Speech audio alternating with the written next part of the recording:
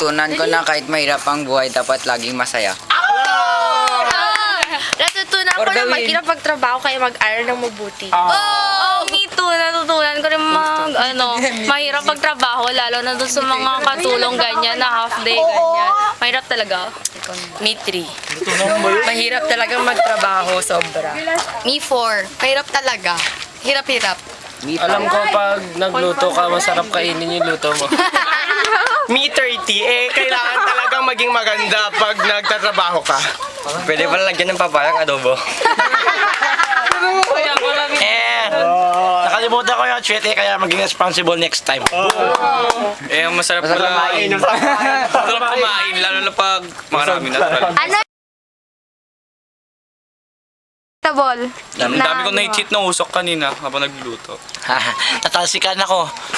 Ako, Cubs yung binili nila, pero tinola daw gusto nila, kaya inadobo na lang namin. Feeling luto namin. Mahirap umiyak. Nagkamay-kamay kami. Amoy usok na ako, promise. Kamay sa pagkain. Taray. Mahirap gumawa ng apoy.